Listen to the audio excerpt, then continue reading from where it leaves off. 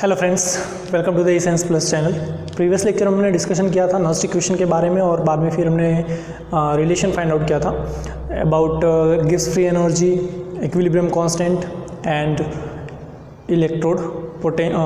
Cell potential E cell के लिए। ठीक है, अब नेक्स्ट टॉपिक जो है वो हम बात करेंगे कंडक्टेंस की और कंडक्टिविटी की मेटालिक सॉल्यूशन के साथ में और इलेक्ट्रोलाइटिक सॉल्यूशन के लिए भी।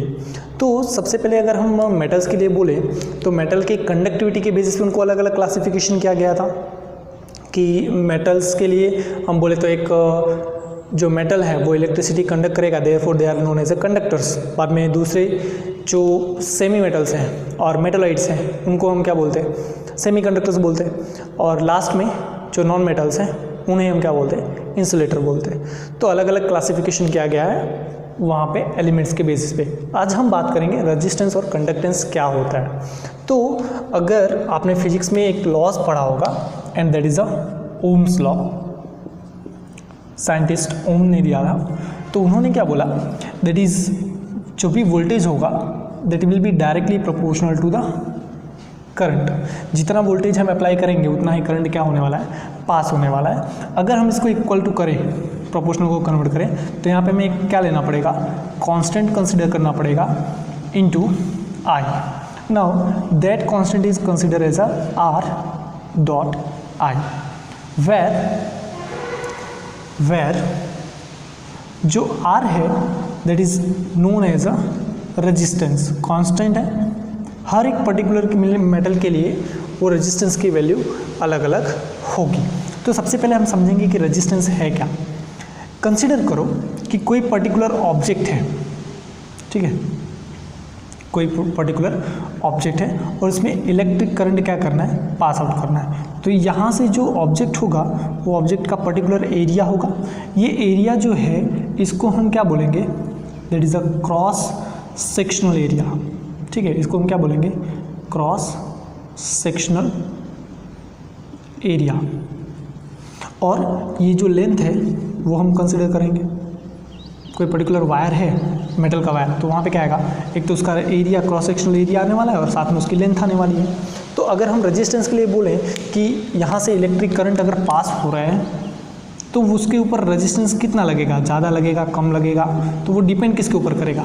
तो नॉर्मली अगर हम क्रॉस सेक्शनल एरिया को देखें तो अगर क्रॉस सेक्शनल एरिया ज़्यादा होगा, क्रॉस सेक्शनल एरिया ज़्यादा होगा तो रेजिस्टेंस क्या लगेगा, कम लगेगा, क्योंकि यहाँ से बहुत सारे चार्जेस पास होंगे।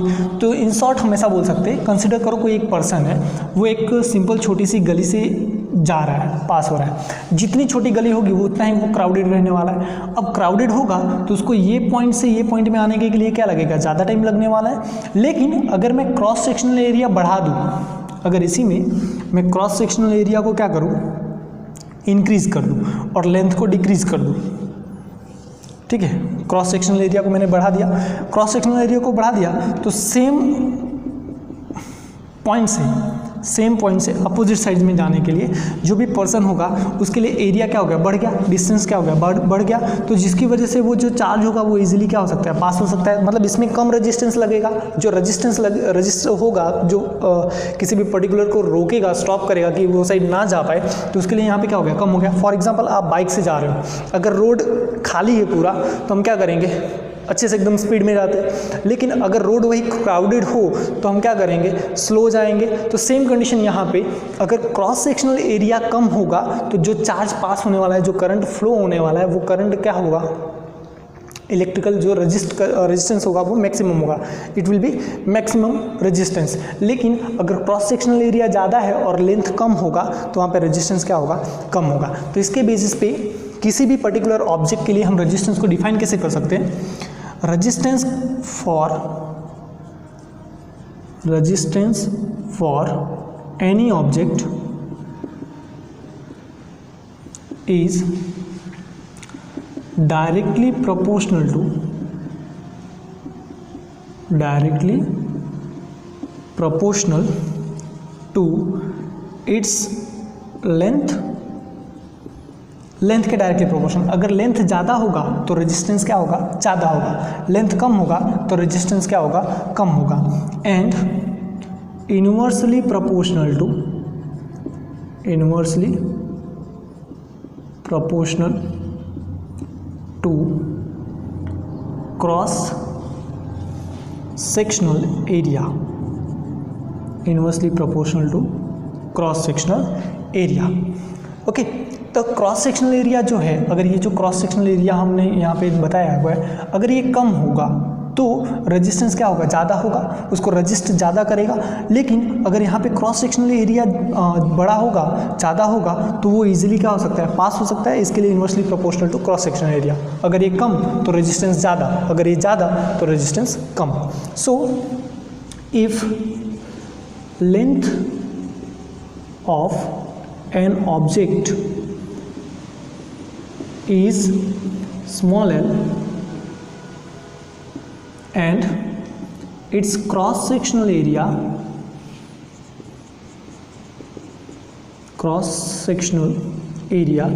is a, then तब क्या होगा, रेजिस्टेंस को डिनोट करते हैं R से। R is directly proportional to L और R जो होगा that is inversely proportional to A। तो इन दोनों को कंबाइन करके हम क्या लिख सकते हैं, R is directly proportional to L divide by A और R is equal to rho into L divide by A। तो ये हो गया हमारा रेजिस्टेंस का फॉर्मूला। ठीक है, इसके बाद अगर हम इसके यूनिट के लिए बात करें तो यूनिट क्या आएगा। ठीक है, देख लो पहले, जो रो है, रो क्या है, that is a constant, where rho is a constant and it is known as specific resistance, specific resistance और रेजिस्टिविटी। स्पेसिफिक रेजिस्टेंस बोलेंगे या फिर उसको क्या बोलेंगे हम, रेजिस्टिविटी बोलेंगे। ठीक है, अब यूनिट के लिए अगर हम देखें, द यूनिट ऑफ आर और यूनिट ऑफ रेजिस्टेंस, तो उसके लिए क्या बोलेंगे, तो R इज इक्वल टू क्या था, यहाँ से हमारा ओम्स लॉ क्या था, V is equal to I into R. तो R इज इक्वल टू क्या आएगा, V डिवाइड बाई आई। ठीक है, सो V क्या है, दैट इज उसका यूनिट क्या होगा, वोल्ट, वोल्टेज का यूनिट क्या होने वाला है, वोल्ट, और I का यूनिट क्या होगा, एम्पियर होगा।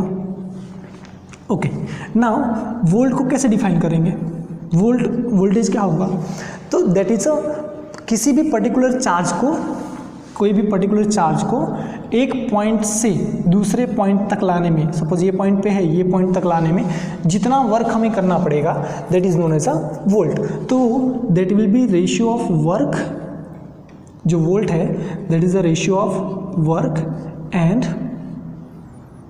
Charge Q, W by Q।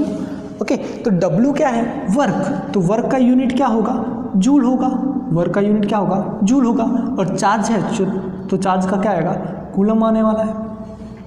Now joule that is kg metre square per second square होता है, डिवाइड बाई कूलम क्या होता है, coulomb that will be multiplied the charge passed in one, current pass in 1 second, तो वहाँ पे ampere second किसका आएगा यूनिट, कूलम का।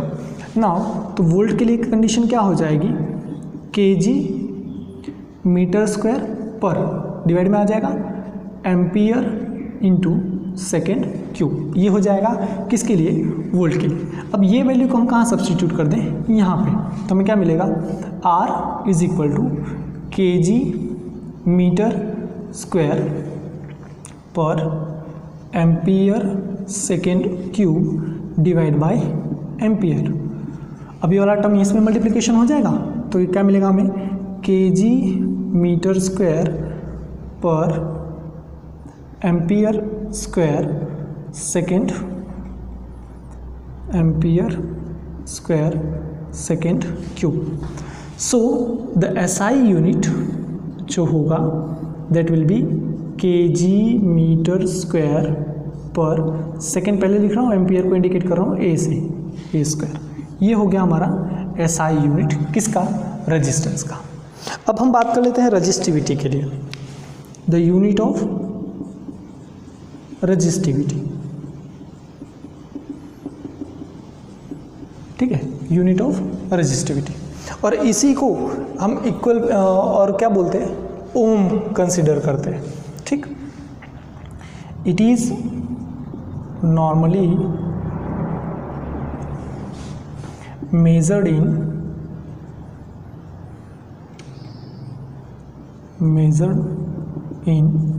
ओम, ये लिखो, या फिर इसका सिंबल ऐसा होता है, ठीक है, उल्टा यू, ओम, ठीक। अब रेजिस्टिविटी के लिए बात करें और स्पेसिफिक रेजिस्टेंस को, तो यहाँ से अगर हमें सब्जेक्ट बनाना हो तो रेजिस्टिविटी इज इक्वल टू क्या मिलेगा, रो इज इक्वल टू क्या मिलेगा, R into A divide by L मिलेगा। तो R का यूनिट क्या मिला हमें, ओम मिला, इंटू एरिया है तो एरिया का ऐसा यूनिट क्या कंसिडर कर सकते हैं, metre square, divide by length किस में होगा, मीटर में। तो the unit of resistivity is ohm metre, और ओम का सिंबल बना दो और मीटर, और it is also measured in ohm centimetre. Ohm centimetre में भी क्या करते हैं, उसको मेजर कर सकते हैं, मीटर की जगह पे सेंटीमीटर, अगर सेंटीमीटर क्रॉस सेक्शनल एरिया में कंसिडर करना हो तो। इसके बाद अगर हमें रो को डिफाइन करना है, रेजिस्टिविटी को अगर हमें डिफाइन करना है, तो रेजिस्टिविटी को हम डिफाइन कैसे करेंगे, अगर इसका डेफिनेशन देना है हमें कि रेजिस्टिविटी का डेफिनेशन क्या होगा, तब क्या करें। सपोज कंसीडर करो, consider the cross sectional area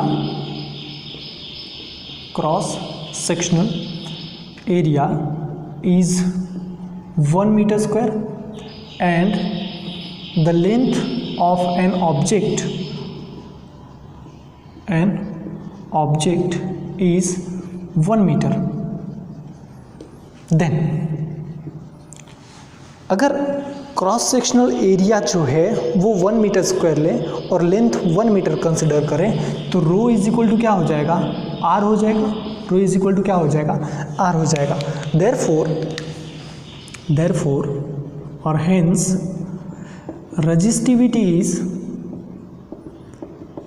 resistivity can be defined as resistance of an object having 1 meter length and its cross sectional area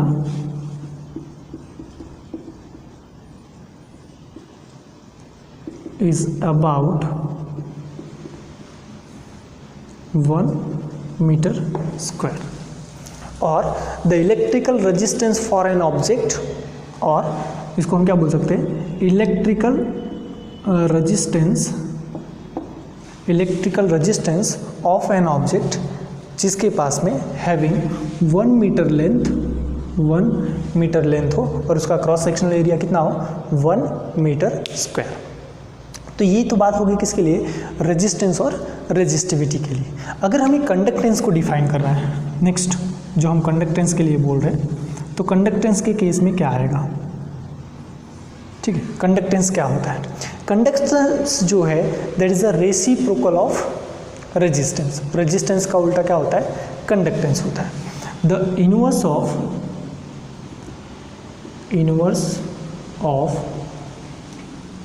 resistance is known as conductance and denoted by capital G, और उसको denote किससे करते हैं, capital G से। तो G is equal to क्या आएगा, 1 divide by R आएगा, ठीक है, 1 डिवाइड बाई आर आएगा। तो आर की वैल्यू कितनी थी, रो एल बाई ए, तो सब्स्टिट्यूट कर दो, is equal to 1 divide by rho into L divide by A. ठीक है, ओके। अब ये जो ए होगा वो कहाँ चला जाएगा, न्यूमरेटर में, तो इसकी वैल्यू कितनी मिलेगी, 1 divide by rho into A divide by L. G is equal to 1 by rho को इंडिकेट करेंगे स्मॉल के से, क्योंकि रजिस्टिविटी क्या है, कांस्टेंट है, तो इसके लिए constant 1 divide by constant particular constant मिलेगा, उसे हम के से इंडिकेट करेंगे into A divide by L. ठीक है, ओके। वेर, ये हो गया हमारा फॉर्मूला, वेर के इज नोन एज कप्पा, के इज नोन एज कप्पा, और it is referred as conductivity और specific conductance, कंडक्टिविटी बोलो और स्पेसिफिक कंडक्टेंस। तो फर्दर हम डिस्कशन करेंगे किसके लिए, दैट इज अबाउट कंडक्टिविटी। तो वहाँ पे क्या आएगा तो वो हम देखेंगे। तो अगर हम कंडक्टिविटी और कंडक्टेंस को जो फॉर्मूला में हमने सब्स्टिट्यूट किया, अगर हम वहाँ पे देखें तो वहाँ पे हमें क्या देखने को मिलेगा, वहाँ पे हमें ये देखने को मिलेगा कि conductivity is inverse of resistivity, inverse of resistivity. क्यों, क्योंकि 1 बाई रो को हमने क्या लिया, कप्पा लिया था, therefore hence the inverse of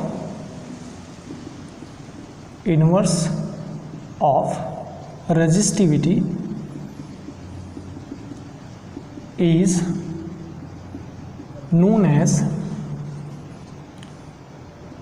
conductivity,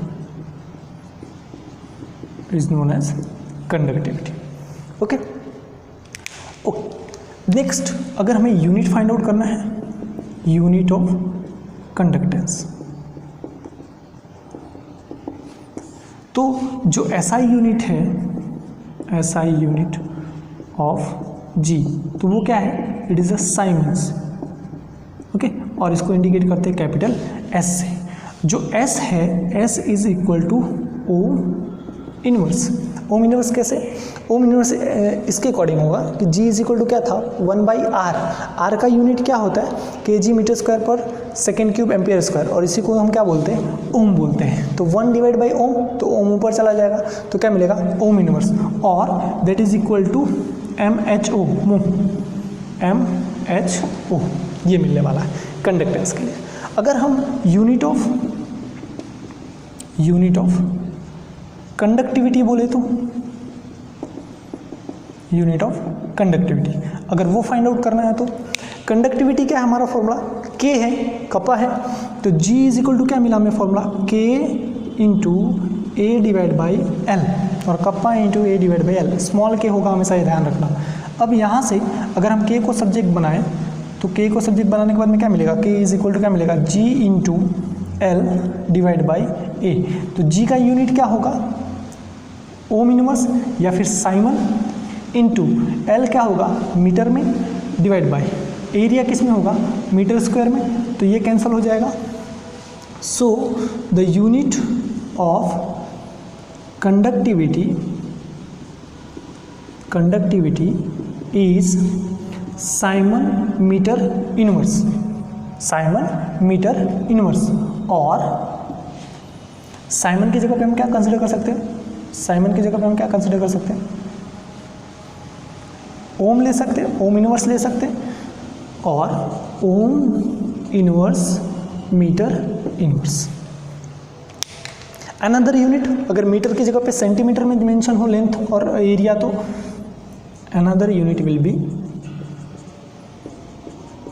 another unit will be Simon centimetre inverse, normally इसी सेंटीमीटर में ही मेंशन होता है, और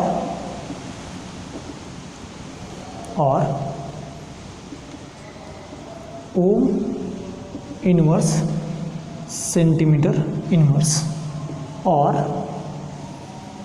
मोम सेंटीमीटर इनवर्स, ये हो सकता है। ठीक है, यहाँ पे हम लिख सकते हैं और मीटर इनवर्स। तो कोई भी एक यूनिट आपको मेंशन होगा। तो ये पूरा किसके बारे में, जो कंडक्टेंस है, जो कंडक्टिविटी है, जो रेजिस्टेंस है, रेजिस्टिविटी है, उसके बारे में। अगर हम बात करें कंडक्टिविटी ऑफ इलेक्ट्रोलाइट सॉल्यूशन और मेटल के लिए, तो मेटल के केस में जो फर्स्ट चैप्टर में हमने रीड किया था दैट कंडक्टिविटी ऑफ सॉलिड्स, तो वहाँ पे जो मेटल के लिए है तो अलग अलग क्लासिफिकेशन किया गया है। जो metal easily electricity current pass करते हैं और करंट और हीट और इलेक्ट्रिसिटी के कंडक्टिविटी होते हैं, कंडक्टिविटी वैल्यू के ऊपर से एक्चुअली वो आइडेंटिफाइड होते हैं, तो उसे हम क्या बोलते हैं, कंडक्टर बोलते हैं। लेकिन अगर जो इलेक्ट्रिसिटी कंडक्ट नहीं कर रहा है और जिसकी कंडक्टिविटी एकदम कम है, बहुत ही कम है, तो उसे हम इंसुलेटर बोलते हैं। और किसी पर्टिकुलर मेटल में अगर इम्प्योरिटीज़ ऐड करते हैं तो वो सारे मेटल्स को इलेक्ट्रिसिटी कंडक्ट करने लगते हैं, तो उसे सेमी कंडक्टर बोलते हैं। तो जो कंडक्टर, सेमी कंडक्टर और इंसुलेटर या फिर नॉन कंडक्टर्स जो क्लासीफाइड होते हैं, वो कंडक्टिविटी की वैल्यू के ऊपर से ही फाइंड आउट करते हैं कि इसकी कंडक्टिविटी कैसे होगी। ठीक है, तो अब हम बात करेंगे थोड़े फैक्टर्स के लिए डिस्कशन करेंगे, factors affecting on conductivity of metals and electrolytes solutions. ठीक है,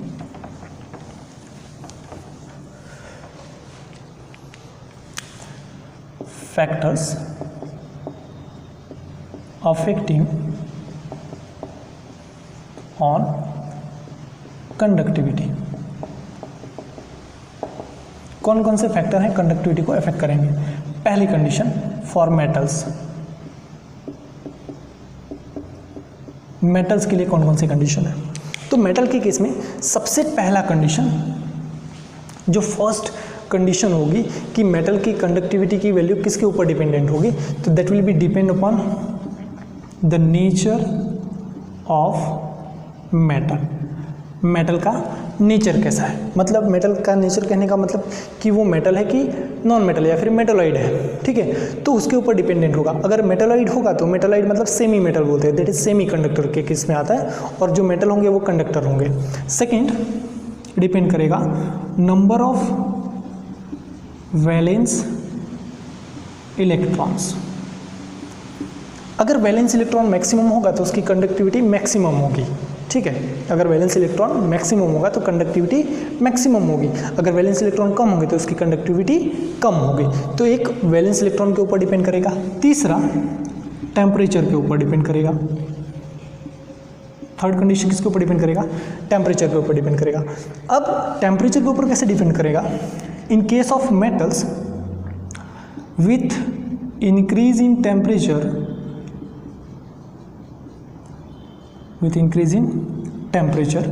its conductivity will decrease,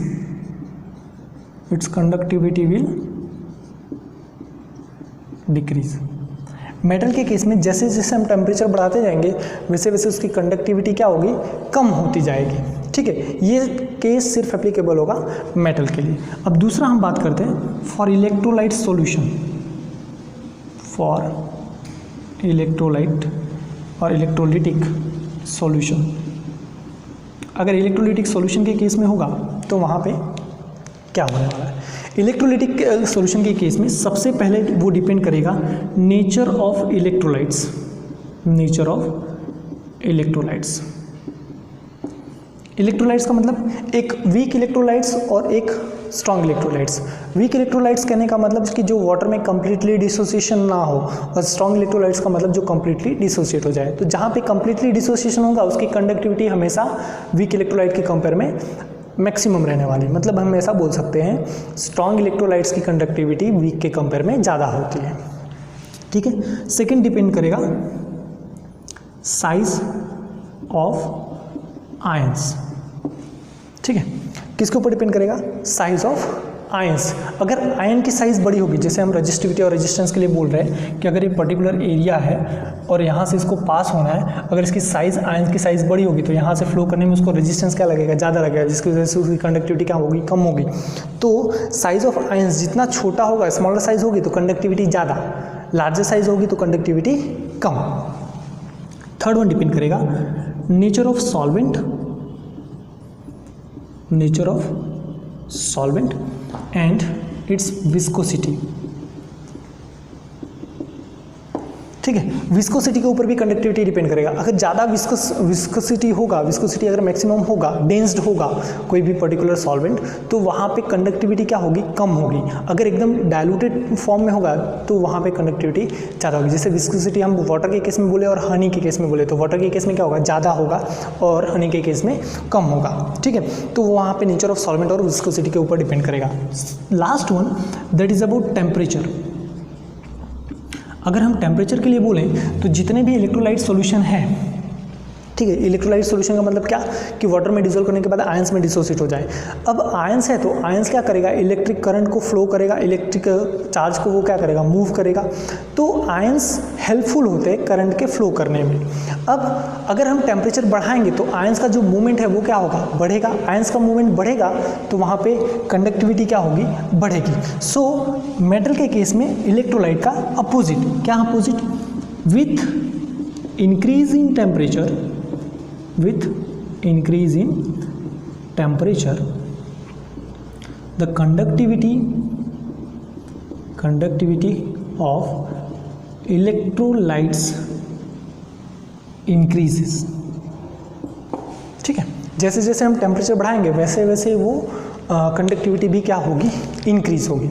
now ये पूरा टॉपिक जो है that is only related with resistance and conductance. अब रेजिस्टेंस मेज़र कैसे करते हैं, अगर आपको याद हो तो रेजिस्टेंस हम मेज़र करते हैं व्हीटस्टोन ब्रिज के थ्रू, जो हमने पढ़ा था फिजिक्स में।